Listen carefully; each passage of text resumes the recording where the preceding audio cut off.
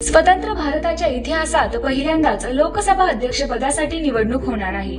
लोकसभा अध्यक्षांची निवड कशी केली जाते, हे पद महत्त्वाचं का आहे, असे प्रश्न अनेकांना पडलेले असतात। आपण या व्हिडिओतून जाणून घेऊयात याच प्रश्नांची उत्तरे।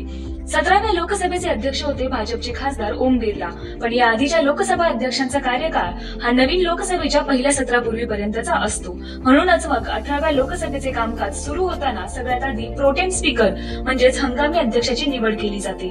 हंगामी अध्यक्ष खासदारांना शपथ देण्याचं काम करतात आणि सभागृहाचं कामकाज पूर्ण वेळ अध्यक्षांची नेमणूक होईपर्यंत चालवतात। सभागृहातील सर्वात ज्येष्ठ सदस्याची निवड प्रोटेम स्पीकर म्हणून केली जाते। आता पाहूयात लोकसभा अध्यक्षांची निवड कशी होते। घटनेच्या कलम 93 नुसार लोकसभा अध्यक्षांची निवड केली जाते। खासदार आपल्यापैकी 2 खासदारांची निवड सभापती आणि उपसभापती म्हणून करतात। या लोकसभा अध्यक्षांच्या निवडीच्या आदल्या दिवशी उमेदवारांच्या पाठिंब्यासाठी नोटीस सदस्यांना सादर करावी लागते। निवडणुकीच्या दिवशी साध्या बहुमतानं लोकसभा अध्यक्षांची निवड होते, म्हणजेच त्या दिवशी लोकसभेत हजर असलेल्या खासदारांपैकी निम्म्यापेक्षा अधिक जणांनी मत दिलेला उमेदवार हा लोकसभेचा अध्यक्ष होतो।